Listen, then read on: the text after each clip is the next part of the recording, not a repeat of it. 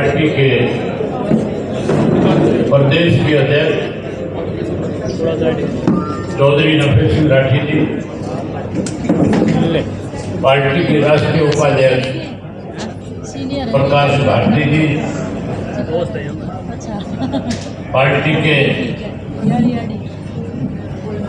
संगठन के राष्ट्रीय सचिव श्री श्याम सिंह राणा जी, पार्टी के बहुत ही वरिष्ठ और सीनियर साथी पूर्व में डीजीपी मलिक साहब, मंच पे मेरे साथ बैठे हुए सभी प्रकोष्ठों के प्रदेश के संयोजकगण,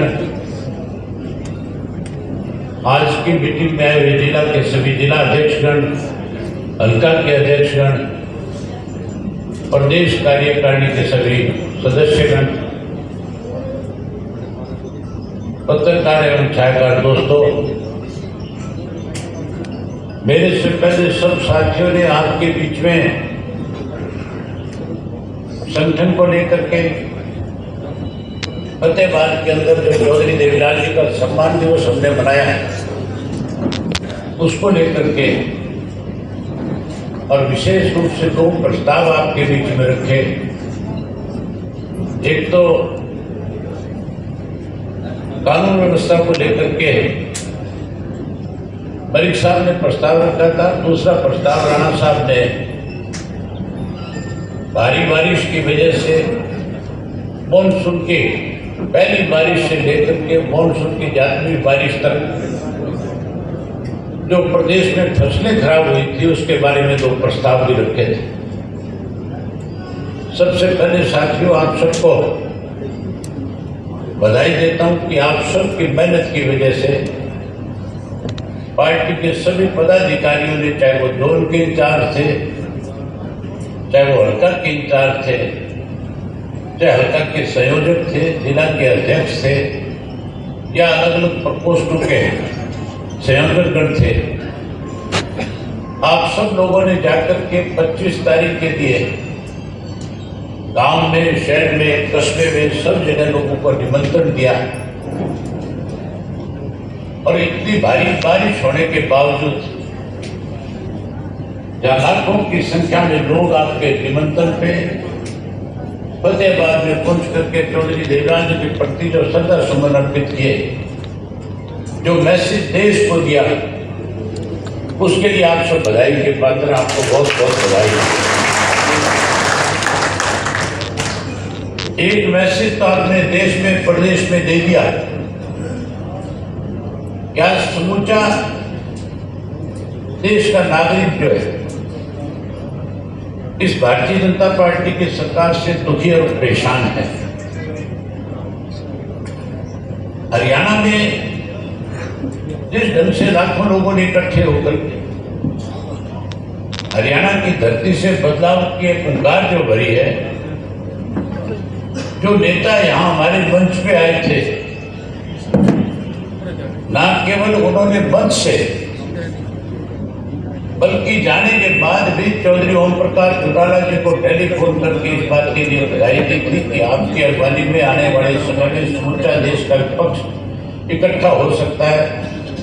आप भी इसके लिए प्रयास जारी रखें, हम भी अपने तौर पे इसके लिए प्रयास करेंगे। जिस ढंग से लोगों में जोश था, और सबसे बड़ी बात अब की बार देखने को एक मिली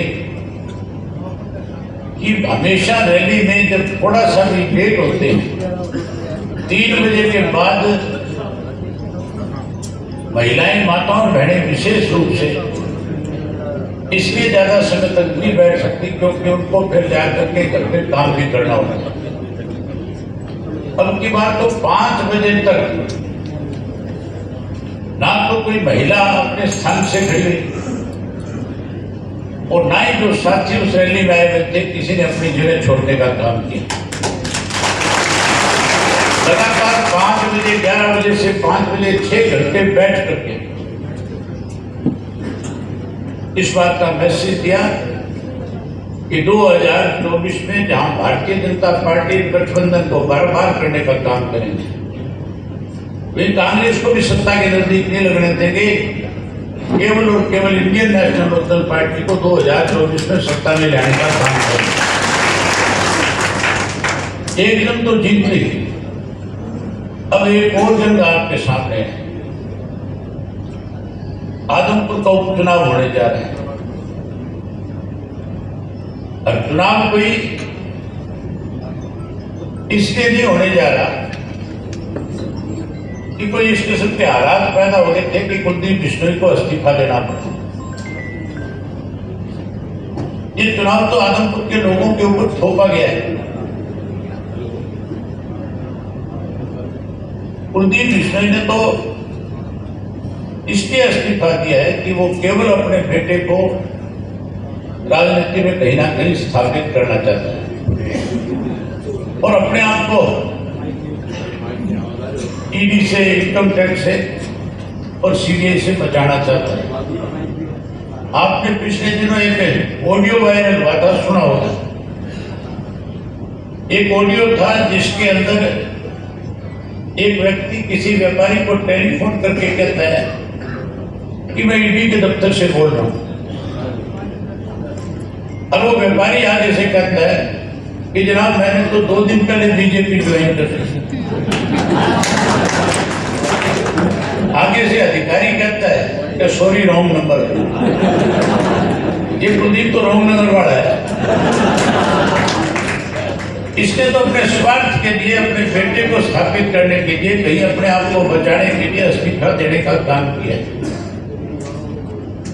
इस्तीफा तो सही मायने में जब किसान आंदोलन चल रहा था, अगर किसी ने किसान आंदोलन में किसी पार्टी ने राजनीतिक तौर पे राजनीति से ऊपर उठ करके उस आंदोलन की मदद करी थी तो उस पार्टी का नाम इंडियन नेशनल लोकदल पार्टी था।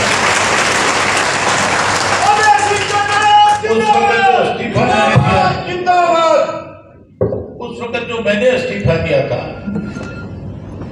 उस इस्तीफे से मान के चलो 26 जनवरी को भारतीय जनता पार्टी की सरकार ने एक बड़ा षड्यंत्र किसान आंदोलन के खिलाफ रचने का काम किया। कहीं ना कहीं खालिस्तान के नाम पे उस आंदोलन को तोड़ने का प्रयास हुआ और मैंने 27 जनवरी को जाकर के किसान के उस आंदोलन के हक में इस्तीफा जब दिया तो उस आंदोलन को फिर से मजबूती मिली थी। हमने तो सैक्रिफाइस किया था, हमने तो किसानों की लड़ाई लड़ने के लिए इस्तीफा दिया था। कुलदीप ने तो केवल इसलिए इस्तीफा दिया है कि उसका बेटा राजनीति में कहीं कोई छोटी मोटी जगह बना ले और उसका पीछा छूट जाए। इसलिए साथियों, इस चुनाव के अंदर जो वोटर है, मतदाता जो है, वो बहुत सोच समझ करके अपना वोट डालने का काम करेगा। वोट उसको मिला करते हैं जो लोगों की लड़ाई लड़ने का काम करे। स्वार्थ की राजनीति करने वाले को लोग नकारने का काम करते हैं। लोग इनको नकारेंगे। पार्लियामेंट के चुनाव का नतीजा आपने देखा होगा कि जो अपने आप को ये कहते हैं कि हमारा घर है, हमारा गढ़ है, इसको कोई तोड़ नहीं सकता। उसी गढ़ के अंदर, उसी घर के अंदर चौधरी भजनलाल का अपना जो बूथ है, वहां से भी हस्का हारी थी। भाई इलेक्शन में अगर लोकसभा के चुनाव में लोग हरा सकते हैं तो भाई इलेक्शन में क्यों नहीं हराएंगे? लोगों का मन है इनसे पीछा छुटाने का। इसके लिए अपने पार्टी के साथियों की जिम्मेवारी बनती है कि वो इस चुनाव में भी एक बड़ी भूमिका निभाने का काम करें। जहां तक कांग्रेस का सवाल है, कांग्रेस की लगातार अखबारों के अंदर सुर्खियों में बने रहने की आदत है। कांग्रेस वाले रोज नए नए बयान दे करके आजमपुर में तो कांग्रेस जीतेगी, कांग्रेस का मुकाबला है, सोशल मीडिया पे, अखबार में इस तरह की चर्चा बना करके लोगों में कहीं भ्रम पैदा करते हैं। हालत तो कांग्रेस पार्टी की आज इस तरह की है कि कांग्रेस के पास तो आदमपुर के अंदर कोई स्थानीय उम्मीदवार भी नहीं है जिसको वो अपनी पार्टी का टिकट दे करके चुनाव लड़ा सके। कांग्रेस के तो दो नाम चल रहे हैं, कभी कोई आकर के कह देता है संपत सिंह लड़ेगा, कभी कोई कह देता है ये जयप्रकाश लड़ेगा। दोनों बार के, दोनों आदमपुर के नहीं है। जिस पार्टी के पास जिस हल्के का उम्मीदवार नहीं है, लोग उसको पार्टी को कैसे पसंद करेंगे? इसलिए हमने एक फैसला किया है कि अगले 3 दिन के अंदर पार्टी के जो सीनियर साथी हैं इनकी एक जिम्मेवारी हमने लगाई है। चौटाला साहब ने मुझे आना तो उन्होंने सजन था आपके बीच में, उन्होंने खुद आपका धन्यवाद करना था, आपकी अपनी जिम्मेवारी लगानी थी, लेकिन उनको बुखार हो गया और बुखार की वजह से हॉस्पिटल जाना पड़ा। और हॉस्पिटल में जाने के बाद डॉक्टर ने 3 दिन आराम करने की सलाह दी, इसलिए वो आज आपके बीच में नहीं आए।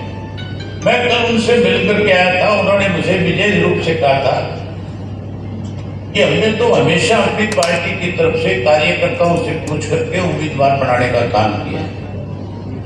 अब की बार भी आदमपुर विधानसभा क्षेत्र के गांव के जो कार्यकर्ता हमारे हैं, उन सब की राय जान करके और 10 तारीख तक चौटाला साहब को रिपोर्ट करेंगे, फिर उसके बाद में फैसला लेकर के किसको चुनाव लड़ाया जाए तय करेंगे। उसके लिए हमने 5 लोगों की जिम्मेवारी लगाई। पार्टी के राष्ट्रीय उपाध्यक्ष प्रकाश भारती जी की, राणा साहब की, भूपेंद्र सिंह दरियापुर की, पूर्व विधायक ओम प्रकाश गोरा जी की, और उसके साथ साथ राजेश गोदारा जी। हल्का जिला का अध्यक्ष जो है वो इनके साथ है। ये 5 लोग जो है इनकी जिम्मेवारी है, 5 लोग हर गांव में जाएं और गांव में जाकर के ही पार्टी के कार्यकर्ताओं के साथ बैठ करके बातचीत करके उनसे पूछ करके कि कोई 2-3 नाम, एक नाम नहीं, आप 3 से 4 नाम लेकर के आओ। चौधरी ओम प्रकाश चौटाला जी को 4 नाम सुझाओ, उनमें से फिर चौटाला साहब फैसला करेंगे कि किसको टिकट दी जाए। हम पार्टी के कार्यकर्ताओं के आदेश के अनुसार ही अपना उम्मीदवार खड़ा करने का काम करेंगे। आप लोगों से एक प्रार्थना है, पार्टी चुनाव तो 14 तारीख से शुरू होना है, 14 को नॉमिनेशन होना है। हम अपनी पार्टी के प्रत्याशी का नॉमिनेशन भी 14 तारीख को कराएंगे। 14 को नॉमिनेशन पे भी आप सब ने आना है। और अब इसके बीच जो कोई काम धंधे आपके हैं 14 से पहले वो सारे काम निपटा दें। 14 तारीख के बाद जिस तरह से आपने इलाहाबाद के अंदर 15 दिन लगातार लोगों के बीच में रहकर मतदाताओं का मन जीतने का काम किया था, उससे भी ज्यादा मेहनत इस उपचुनाव में आपको करनी है।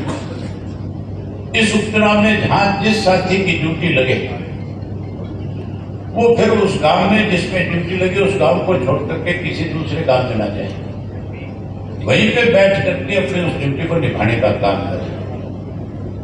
जो साथी पूरा समय लगा सकते हैं वो अगले 2-3 दिन में पार्टी के दफ्तर को लिख करके भेजे कि मेरी फलाने गांव में ड्यूटी लगा दी जाए। मेरी पूरी टीम उस गांव में रह करके पार्टी के लिए 15 दिन लगातार काम करेगी।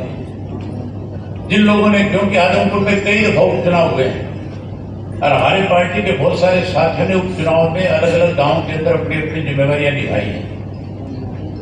अब की बार कहां कौन कौन साथी चुनाव में अपनी जिम्मेवारी निभाना चाहता है वो अपनी तरफ से भी लिख करके दे दे, या कोई भी पार्टी का जो पदाधिकारी है वो ये लिख करके भेज दे कि पार्टी जहां जिस गांव में मेरी ड्यूटी लगाएगी मैं उस गांव के अंदर ईमानदारी के साथ काम करूंगा और पार्टी के उम्मीदवार को जिस गांव में ड्यूटी लगाओगे उस गांव में जितवाने में अहम भूमिका निभाने का काम करूंगा। मुझे उम्मीद है कि जब हम सब मिलकर के इस लड़ाई को लड़ने का काम करेंगे तो जिस तरह से रैली में आप सफल हुए हो इसी तरह इस चुनाव में भी सफल हो जाओगे।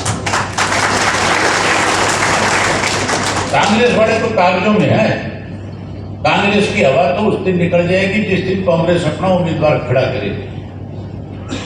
यहाँ कांग्रेस का वोट नहीं है, ये तो पुराना गढ़ तो चौधरी देवीलाल कर रहा है।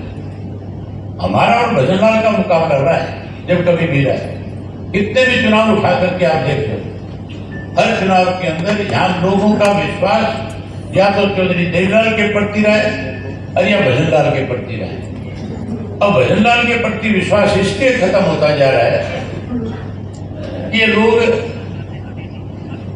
केवल और केवल स्वार्थ की राजनीति करने वाले हैं।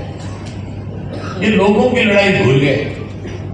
ये तो आज भी लोगों के बीच में जाकर के एक ही बात कह देते हैं, मैं थारो थे मेरा हो, भजनलाल जी थारे नौकरी लगाए हो, थारा फलाणों के हो, धिकड़ों के लिए पूछना होता है कहते हो। अभी तो 20 साल में की करना चाहिए। इसने कुछ नहीं किया 20 साल। इसने तो केवल लोगों के साथ धोखा करने का काम किया।